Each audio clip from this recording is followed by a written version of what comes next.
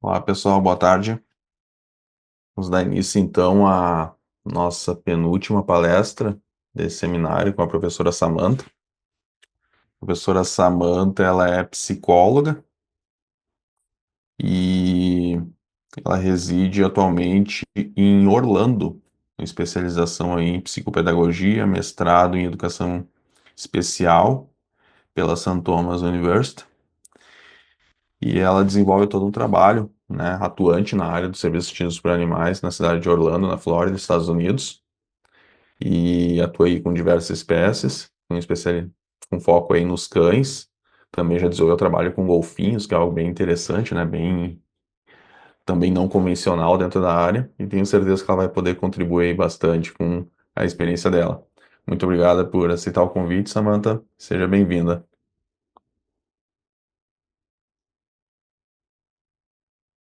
Olá, muito obrigada pelo convite. Fico muito feliz de estar aqui com vocês de novo, né? Tantos anos de parceria já. E hoje eu vou trazer um tema um pouco diferente, né, do que eu normalmente trato, que me interessa bastante, que é essa evolução da tecnologia, que está acontecendo rapidamente, e como que a gente consegue consegue incluir nas nossas práticas, né, entender o que está acontecendo e o quanto que vai interferir no nosso trabalho e o quanto que a gente pode agregar, agregado de toda essa evolução da inteligência artificial, né? Então, o tema da palestra, né, enquanto a IA evolui, o vínculo humano, o animal permanece insubstituível. A gente vai falar, então, de vários aspectos dessa interface, né, do que tá acontecendo no mercado de trabalho e como que a gente pode ter um melhor benefício da tecnologia. Então, pensando assim de uma forma mais global, assim, né, quando a gente pensa quais são as previsões dentro do mercado de trabalho de forma geral, nós temos uma previsão de que até 2030 até 375 milhões de empregos vão ser eliminados ou radicalmente transformados pela inteligência artificial no mundo todo.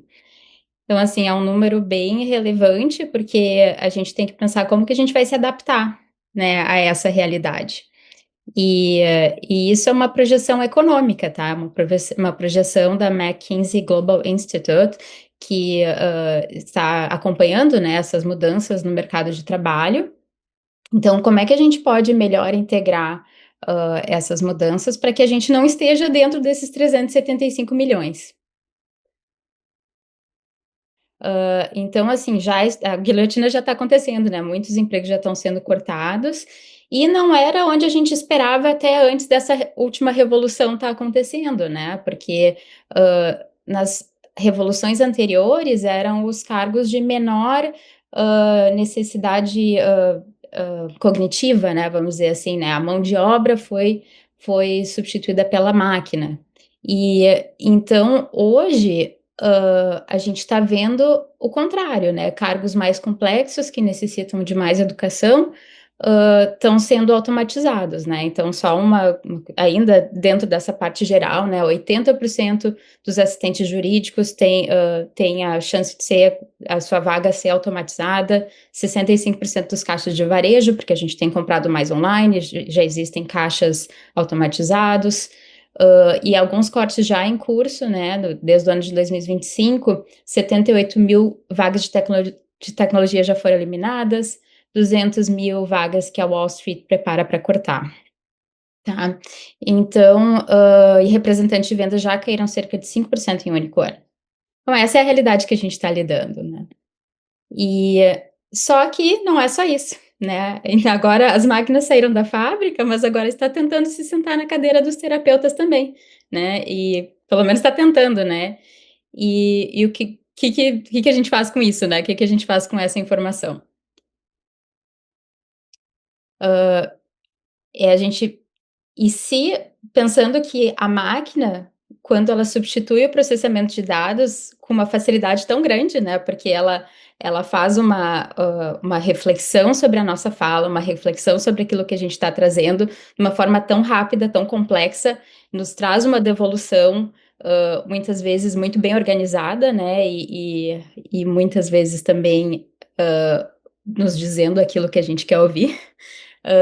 Que sobra para nós terapeutas, né, as pessoas que trabalham do outro lado. Né, trazendo um pouco para o nosso, na nossa área de serviço assistido para animais, vocês vão ver que a gente tem um diferencial muito grande, por causa da biologia. Existe uma biologia, que eu vou trazer aqui para vocês hoje nessa palestra, que explica como é que o vínculo humano-animal,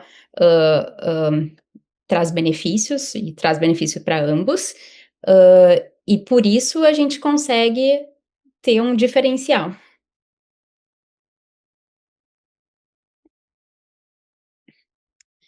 Então, e essa biologia, né, que a gente, tem já comprovado cientificamente, hã, e e e que a gente percebe, né, na interação de diversos tipos de animais, nenhum algoritmo consegue reproduzir. E não é só assim, se a gente for pensar assim: "Ai, olha que fofo esse cachorrinho", a gente recebe um certo conforto só de olhar, porque é bonitinho. Existe toda uma arquitetura neurobiológica, né, e inclusive vários estudos com grupo controle, que demonstram como é que toda essa interação consegue ser benéfica, tanto para os animais quanto para a gente. E, um dos estudos, assim, que foi bem, relevante, tá,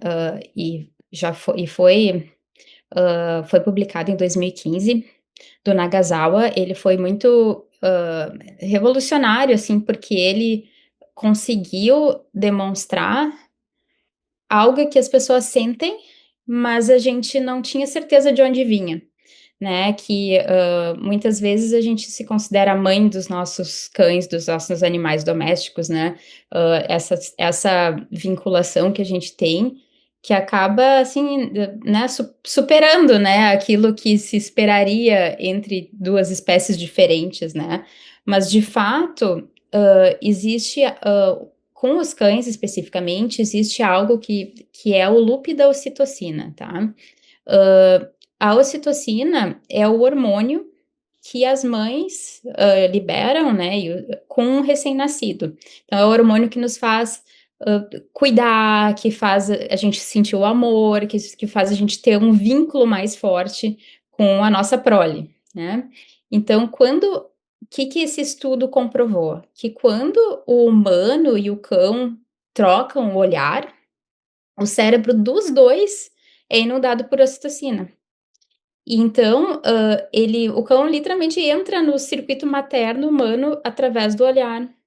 E esse loop é o que faz esse nosso, trabalho com animais ser tão relevante, né, porque ele vai muito além do que, tanto a máquina quanto o humano consegue alcançar, em termos de mudança da motivação para mudar, da motivação para participar da terapia, de vínculo, de ter uma facilidade de entrar dentro da atividade, de se sentir à vontade, do terapeuta conseguir estabelecer rapport. Então tem vários benefícios, né, que a gente consegue, obter só por causa disso. E isso é só uma das partes, né, que, já foram comprovadas que esse circuito neurológico ele é ativado, né. Tem outras coisas que também são ativadas, que vocês vão ver mais adiante, mas esse é extremamente relevante. E inclusive, né, esse mesmo experimento foi repetido com lobos, tá. E esses lobos foram criados por humanos na mamadeira, desde filhotes e foram extremamente socializados, né. E o que vocês acham que aconteceu com a ocitocina nesse experimento? Absolutamente nada, tá. O circuito não ativou, né, a ocitocina não subiu nem nos lobos nem nos humanos. E qual que é a diferença, né, o cachorro e o humano eles têm 15.000 anos de coevolução. E esses 15.000 anos criaram um canal biológico que não existe com nenhuma outra espécie, tá? E muito menos com uma máquina. Hã, e esse, canal biológico, inclusive, fez com que outras coisas acontecessem, né, não é só a ocitocina, mas os cães eles conseguem reconhecer, nossas expressões faciais, eles conseguem sentir aquilo que a gente está sentindo, né, e existe toda uma corregulação, né, fisiológica entre entre nós e os cães, que é extremamente relevante de uma possibilidade de trabalho com o animal, né, tanto em escolas quanto em clínicas, hospitais, num setting terapêutico, a gente consegue usar isso como uma ferramenta muito poderosa, né, e isso a máquina não tem.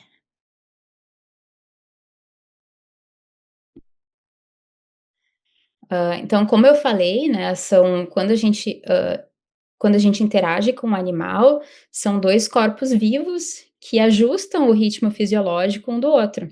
E isso já foi visto, né, aquele estudo que eu falei anteriormente era exclusivamente, com os cães, né, os cães são os que têm essa questão da ocitocina mais fortes, gato também tem, um pouco, mas não tão alto quanto os cães, mas essas outras, regulações fisiológicas que eu vou trazer aqui, já foram documentadas, em basicamente todas as interações entre humano e animal, tanto numa interação dentro de casa, né, quando eles são nossos animais de estimação, quanto em situações em que os cães são coterapeutas, tá. Então, ali o primeiro estudo ali que eu estou trazendo, do Sandman, de 2019, são humanos e cães sincronizam cortisol, que é o hormônio do estresse, a longo prazo.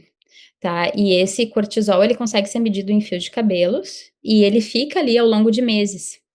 Então, né, foi feito esse estudo, foi percebido que, né, quando um está estressado, o outro se estressa, e um regula a carga de estresse do outro. Então não só, ele percebe o nosso estresse quando ele consegue regular o nosso estresse. Já o segundo estudo ali, que é Powell de 2022, foi uma revisão de 129 estudos. Então, mostrou que essa relação com animais aumenta a variabilidade cardíaca, ou seja, ele ajuda a regular os batimentos cardíacos quando eles estão elevados. A gente tem o sistema chamado parasimpático, que é o sistema que nos regula, que faz a gente descansar e para que a gente possa digerir o alimento também. Então, esse sistema, que é o sistema de quando a gente está numa situação calma, a gente não está numa situação de emergência, é o que é ajudado, regulado pelo. Aliás, o cão ajuda a gente regular esse sistema e o nosso batimento cardíaco vai baixar. Além disso, também a queda do cortisol, que é o hormônio de estresse, e o aumento da ocitocina, que é o hormônio do amor, que a gente já falou antes. E essas todas são vias biológicas muito concretas, que atuam, né, terapeuticamente no humano, de forma que as pessoas consigam viver de uma forma mais, tranquila, né, e dentro de um set terapêutico isso é muito relevante. E o último estudo ali de Bardigli, de 2025, foi uma revisão de 37 estudos clínicos. Em 22 deles, mostrou que havia uma sincronização cardíaca e hormonal humano-animal significativa, tá? Então, isso tudo se chama corregulação fisiológica, tá? Não é simplesmente assim, eu encontrei o cão e me senti bem. Não, o nosso sistema nervoso ganha flexibilidade quando a gente tem uma interação com o animal.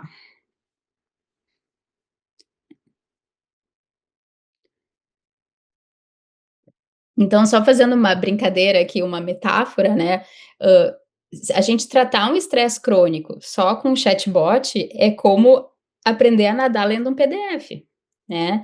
E se a gente for fazer a comparação do que é quem aqui nessa metáfora, é como se o algoritmo pudesse me dar a mecânica perfeita, né, a postura que eu preciso ter para nadar, o movimento de respirar, como que eu vou colocar o braço, como é que vai ser o meu ritmo, mas o animal vai ser a água, né, e é a água que sustenta o teu peso para a gente poder nadar, né, e o PDF nunca vai conseguir sustentar o nosso peso dessa forma. Então aí está uma não só grande, mas uma enorme limitação, da tecnologia.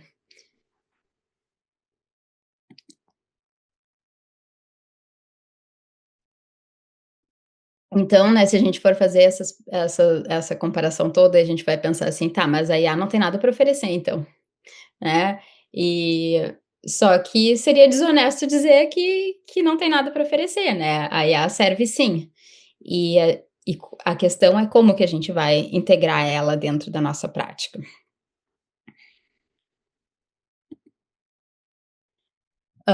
Então, o que que tem de interessante dentro dessa área mais, né, da terapêutica, assim, o que que tem que é útil, relevante, que a gente está observando que está acontecendo? É um é que a IA tem uma facilidade em reconhecer padrões, tá? Então, por exemplo, ela vai identificar distorções cognitivas na linguagem. O que que é distorções cognitivas? É quando a pessoa vai trazer um discurso ali, mas é algo que não está muito ligado à realidade, é mais algo que é uma interpretação que ela está fazendo que é distorcida. Então, por exemplo, no exemplo que eu coloquei aqui no slide, ó, chega um adolescente, chega de uma prova e diz assim: "Eu falhei, eu sou um fracasso". Isso é uma generalização excessiva, não é porque falhou em uma prova que essa pessoa vai ser um fracasso em todas as áreas da sua vida. E porque isso é algo de vem de um discurso, é muito fácil para um robô reconhecer esse padrão, porque ele já está treinado para reconhecer esses padrões. E ele consegue fazer um exercício para a gente reestruturar essa linguagem.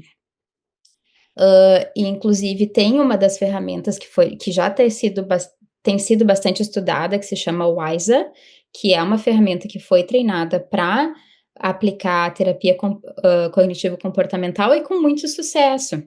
E aí a gente pode até se perguntar: "Ah, mas como é que um chatbot consegue, fazer uma terapia bem-sucedida se, se o robô não sente, né, se ele nunca passou isso, mas isso também se aplica para a gente, porque a gente não precisa ter passado pelas mesmas situações que os nossos pacientes passaram para a gente conseguir tratá-los.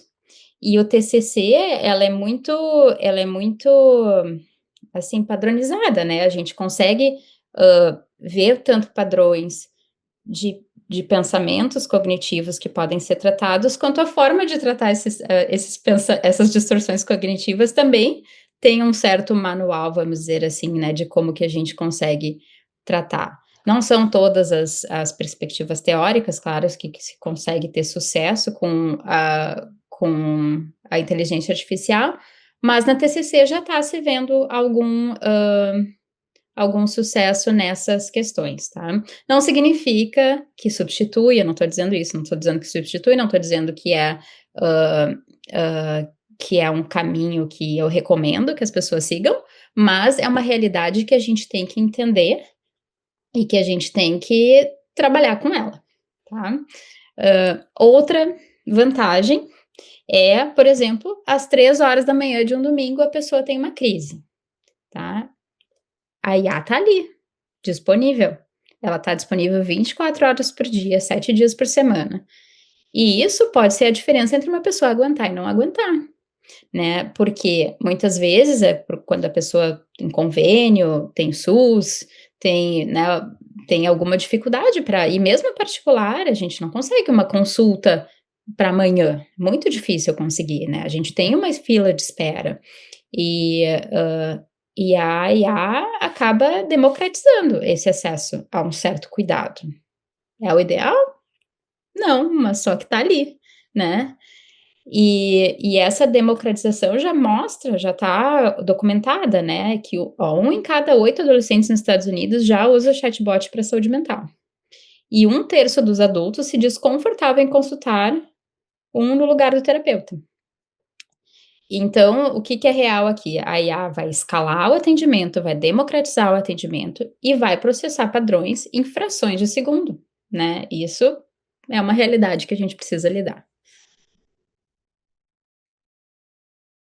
Mas assim, a gente consegue elogiar essa escala, esse ganho de escala que está acontecendo, mas ao mesmo tempo perguntar: escala de quê? Qual é a qualidade, né, do que a gente está escalando?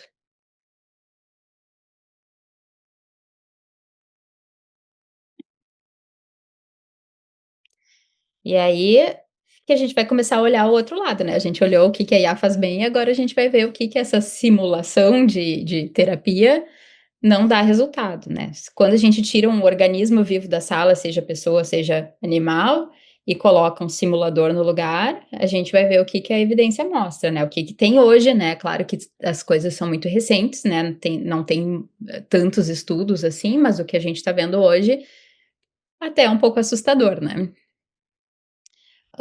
Então, foi feito um estudo com, 1000 usuários do ChatGPT, que foram acompanhados por 4 semanas, tá. E esses usuários utilizavam a IA como companheiro, né, como um relacionamento. E e isso era uma ilusão de intimidade sem atrito, né, porque acho que nesse momento todo mundo sabe, né, que a IA foi programada para nos, agradar, né, então eles nos provam por A mais B que a gente está certo e o que a gente fez, foi bem, eles nos elogia e nos dá um tapinha nas costas, né. Então, imagina numa situação de relacionamento, né, é um relacionamento sem atrito. Então, o que que acontece? Quando usada desta forma, ela vai aumentar a solidão, vai aumentar a dependência emocional da máquina e vai diminuir interações com humanos reais. Então, o nosso interlocutor, quando a gente tem uma relação com a máquina, ele é perfeito, porque ele não nos critica, ele não briga com a gente, ele não nos mostra o nosso lado ruim. Mas quanto mais perfeito ele é, menos ele me ajuda a voltar à realidade do mundo, né, a realidade de interagir com os outros. Então esse é o perigo, né, claro que aqui não é uma situação específica de terapia, mas, né, muita gente usa, hã como fala, essas plataformas que não foram treinadas especificamente para fazer terapia, dentro dessa mesma lógica, né, então se eu no momento que eu abro qualquer um desses ChatGPT, Perplexity, Claude, todos esses, quando eu abro eles e eles não estão treinados dentro de uma perspectiva teórica de terapia, a gente vai estar submetido a essa mesma lógica de não ter atrito, de ter alguém que vai nos dar o tapinha nas costas, que não vai mostrar aquilo que está errado, né. Então, isso aqui eu, né, como psicóloga também imagino que, se aplica nessa situação também. Agora, pensando, assim, como que essa parte de tecnologia se aplicaria numa simulação de, um serviço assistido por animais, tá. Então foi feito um ensaio clínico randomizado e com 65 crianças dentro do espectro autista ou com síndrome de Down, e foram dividido em 3 grupos. O primeiro grupo teve uma intervenção com um cão real, um cão vivo, um cão respirando. O segundo grupo foi um cão robótico, que era ultra sofisticado, que reagia ao toque, reagia à voz, então era um cão muito realista. E um grupo controle sem tratamento. Aí uma pergunta, né, para vocês pensarem, quem de vocês acredita que o robô teve algum efeito clínico?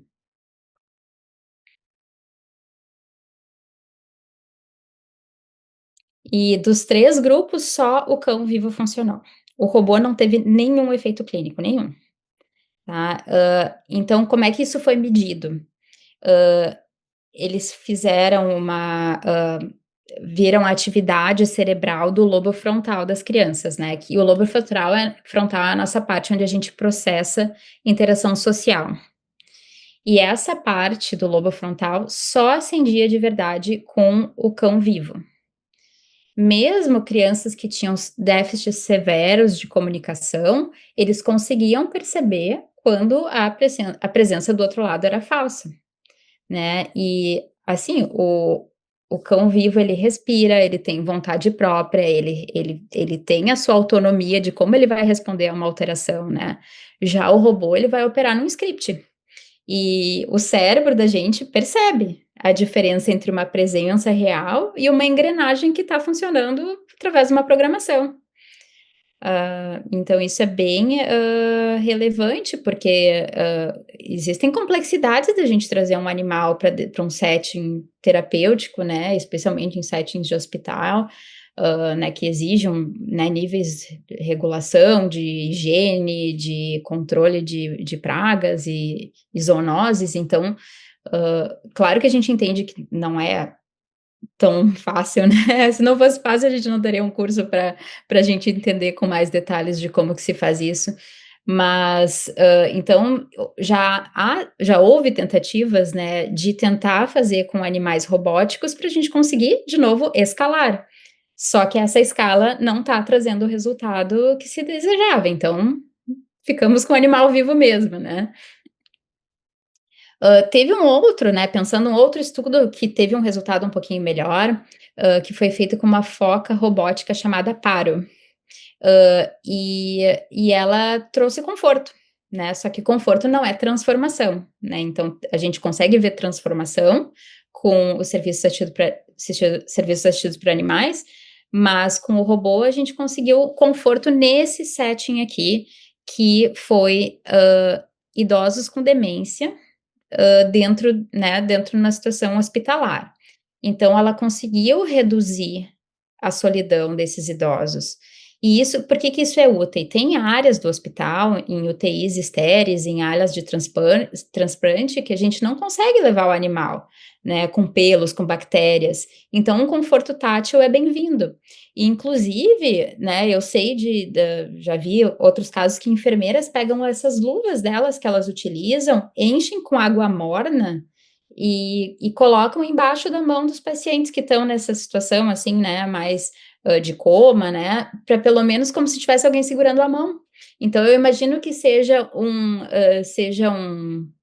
algo muito semelhante com o que eles fizeram com essa foca robótica, né.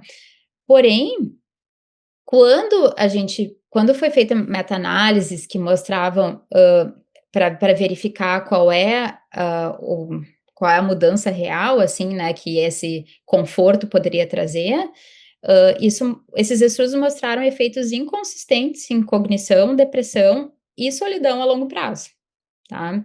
Então a simulação aliviou o sintoma no momento, mas não construiu o vínculo que cura, né, que cura ou que pelo menos causa uma transformação benéfica e positiva, para o paciente ao longo do tempo. Então, né, o que cura na verdade não é o conforto, é o atrito, né, então quando a gente vê todos esses estudos em perspectiva, né, de ver só aquela parte da interação com a inteligência artificial e por que que o robô não funciona, o que é o diferencial, o que que tem ali de diferente. Existe um certo limite, né, então se o adolescente fica agressivo, o cão vai demonstrar sinais de estresse, a gente vai retirar ele, se ele não sair ele mesmo da interação, a gente vai retirar ele. E aí a pessoa vai entender: "Não, quando eu fico agressivo, tem consequências". Então, é isso que dá o clique da mudança. Se o cão tem fome, o adolescente precisa sair do próprio mundo para cuidar dele. Existe consequência, existe a realidade de outro ser vivo, né. Já a IA não impõe nada. A gente diz um absurdo e ela se adapta, com um tom acolhedor ainda, né. Ela é uma câmara de eco perfeita, ela faz o eco daquilo que a gente quer ouvir, daquilo que a gente falou de uma forma mais bonita e diz que a gente tem razão. E universidades como Brown e Columbia já documentaram dependência, delírio e desfechos trágicos entre jovens em relacionamento com IA. Então isso é muito perigoso quando não tem esse atrito. Hã, e Então a pergunta aqui não é como e quão bem a IA processa a linguagem, é se ela consegue dizer não com o corpo, né, de forma corporal, como a gente consegue, hã, e os animais conseguem também, né, e a IA não, a IA não consegue. Então, né, vendo tudo isso, o lado bom e o lado ruim, como é que a gente pode agregar a IA dentro da nossa prática, né. Então, e a pergunta certa não é ou um ou outro, né, ou a IA ou o vínculo, é de que lado da equação a IA vai entrar.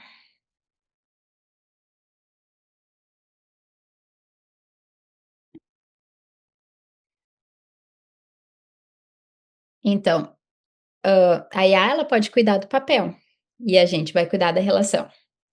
O o algoritmo pode blindar o terapeuta de um esgotamento burocrático, né, e isso vai facilitar para que o vínculo interespécie, né, entre 2 espécies tenha o máximo de espaço para acontecer. Porque, vocês podem imaginar que é muito complexo estar em para o terapeuta, né, a gente fala isso, que é um modelo triângulo, né, que o terapeuta está ali presente, tem o paciente e tem o animal.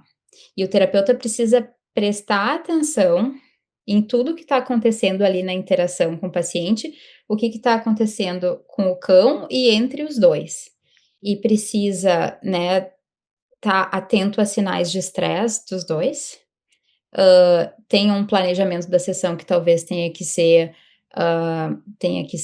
né, mudado, assim, na hora, tenha que ser improvisado, porque a gente sempre cuida da segurança, né, então, se o animal está desconfortável com alguma coisa, pode acontecer, né, dele reagir de uma forma que a gente não gostaria. Então a gente sempre tem que estar, muito atento aos sinais mínimos de estresse para a gente conseguir, fazer alguma adaptação e, recuar, né, fazer um recuo e talvez mudar de atividade, algo que a gente não tinha projetado ainda.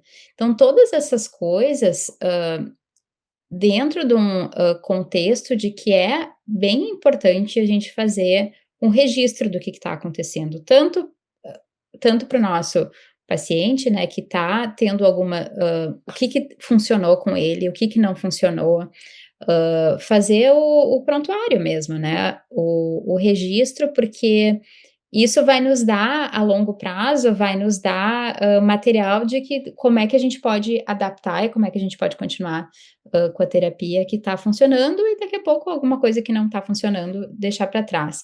E esse mesmo registro a gente faz para o cão, porque se a gente vê que repetidamente o cão está desconfortável com algum tipo de atividade, a gente precisa ou mudar o treinamento, ver o que está acontecendo com o cão, talvez tenha alguma questão médica, alguma uma questão de dor, ou algo que, né, ou algo que realmente ele não se sente confortável e a gente não deve fazer mais. E quando a gente coloca que hoje em dia, eu não sei como é que tá no Brasil, mas aqui tá muito comum da gente ir no médico e ter a IA fica no fundo fazendo as anotações do que aconteceu na sessão. Vocês imaginam como esses dados podem escalar de uma maneira e fazer uma análise desses dados de uma forma longitudinal que a gente não teria cabeça para fazer no meio dessa função toda, né, de que a gente tem que prestar atenção em tudo que está acontecendo. E a gente consegue ficar mais presente na atividade e não pensando assim: "Ah, depois eu tenho que escrever a" na minha época lá da psicologia a gente fazia a dialogada, né, no final, né. Não preciso fazer a dialogada no final. Então não preciso ficar, né, tão, assim, presa às palavras e depois eu tenho que lembrar que isso aconteceu. Então, a IA consegue acompanhar e nos deixa livre para cuidar do vínculo. E isso já tem algum certo estudo, tá, que a documentação clínica automatizada devolve tempo e presença. Então tiraria 30 minutos a menos de documentação por dia, que a gente teria que fazer registros, em média, claro, depende de cada um, é tudo isso tudo é uma média, uma projeção. Em média, seria de 6 a 8 horas devolvidas por semana ao paciente e o cão, porque a gente não precisa estar preocupado em ficar anotando coisas, e diminui o burnout, porque, né, tem uma queda significativa nos scores de esgotamento mesmo, porque tanta coisa para lidar ao mesmo tempo. E aí a IA vai transcrever a sessão, a gente consegue gerar um rascunho, revisar, assinar se for necessário, dependendo onde que a gente trabalha, às vezes precisa ter documentação para a instituição, né, com quem a gente tem convênio, e aí o tempo de escrita vai cair de 20 a 30 minutos para menos de 5 por sessão. Então aqui que ela entra, né, com força dentro da nossa área, tá? E aí outras coisas que podem se fazer, né, só um pouquinho que meu microfone desconectou aqui.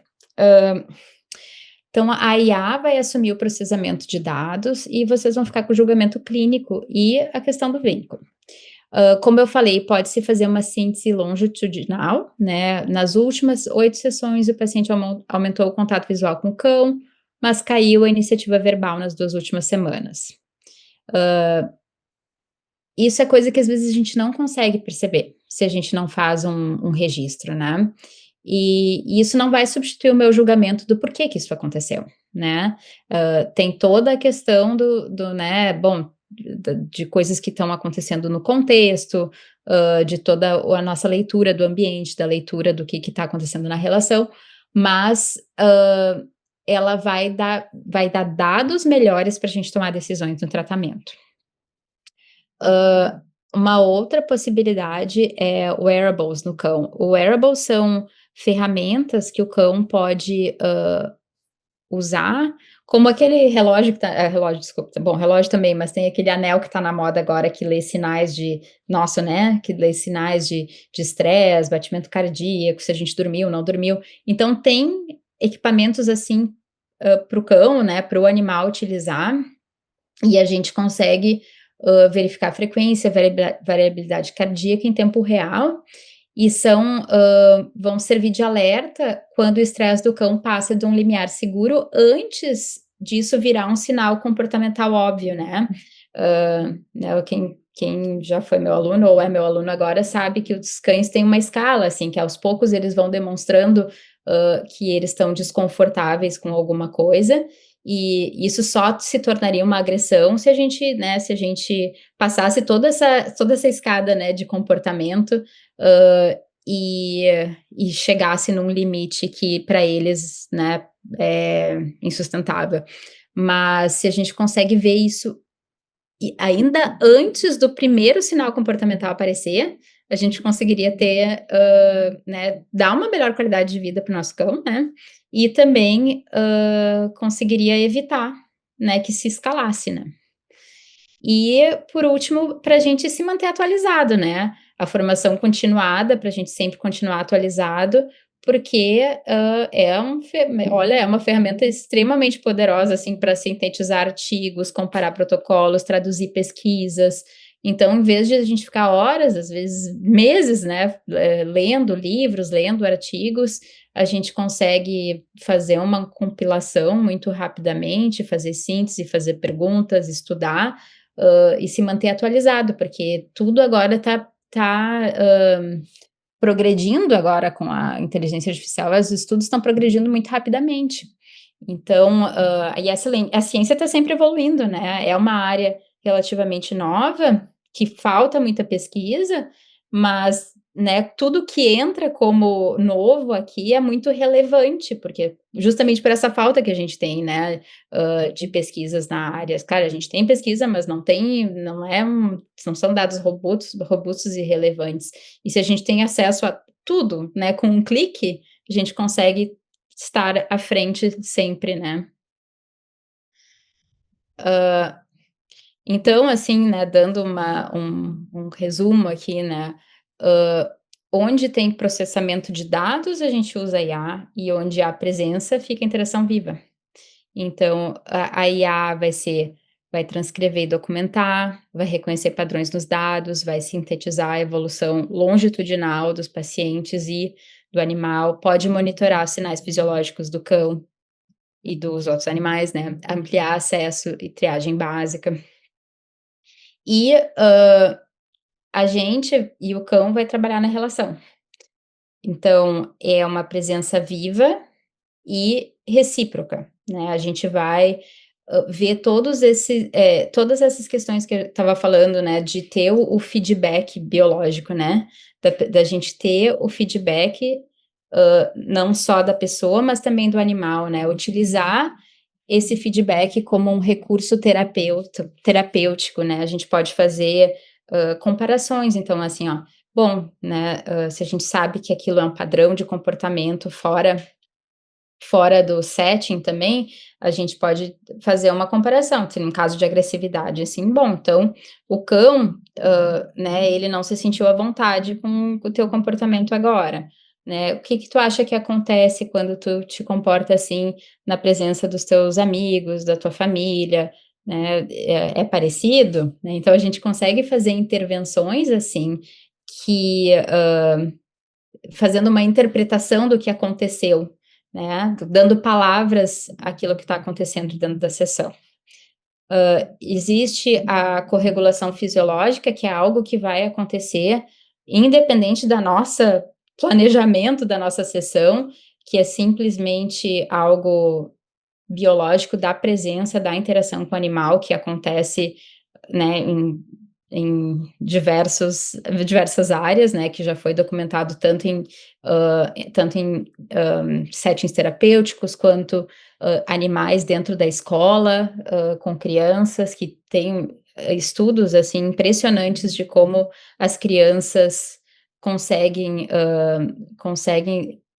assim, ter um comportamento e uma regulação emocional muito melhor, dentro da sala de aula e que se traduz também em resultados acadêmicos e como animal de estimação também, né.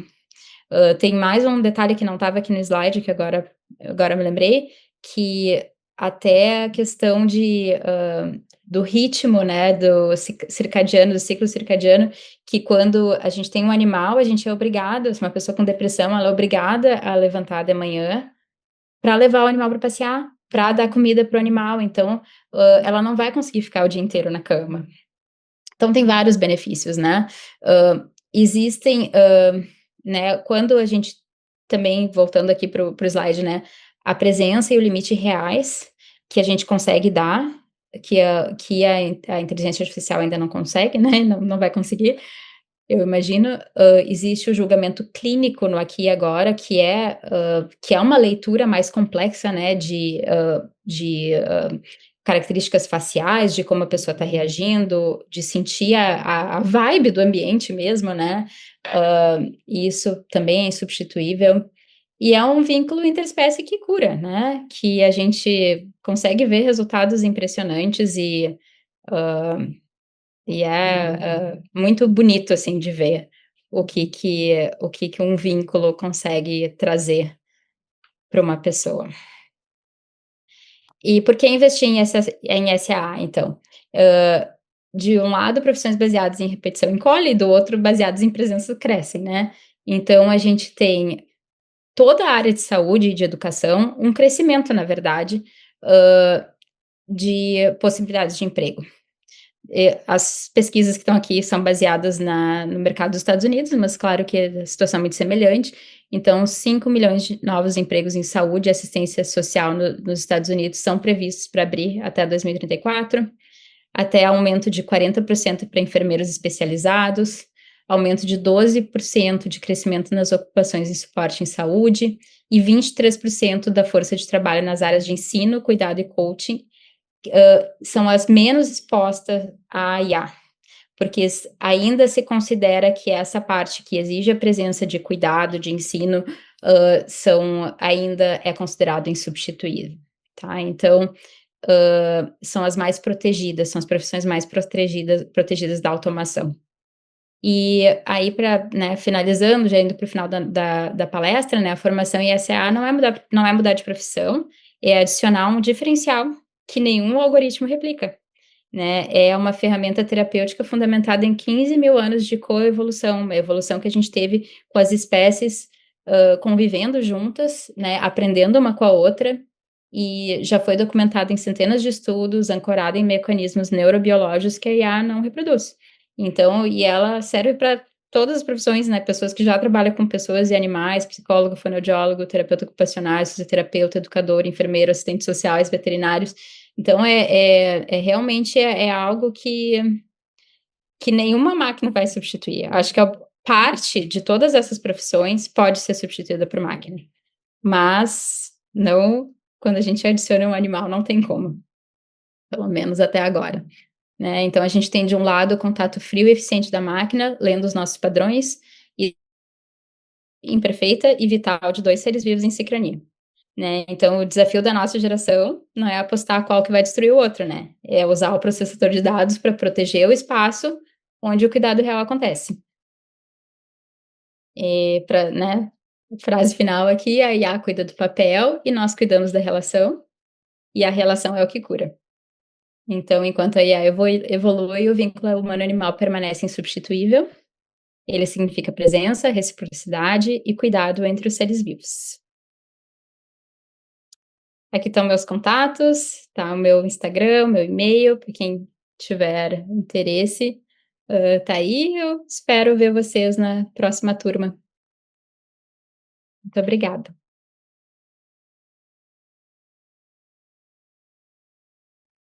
Obrigado, Samantha, pela apresentação. Interessante, né, essa necessidade da gente se adaptar aí a todas a IA generativa e tudo que ela implica, né? É. Tenho certeza que foi de grande relevância para todo mundo. Muito obrigado. Que bom. Obrigada, um prazer. Perfeito. Então tá, pessoal, a gente está se encaminhando aí para a última palestra do dia. Vai ser com a Bruna e ela vai começar às 18. Então a gente vai dar um intervalinho e em breve ela já está entrando aí na sala.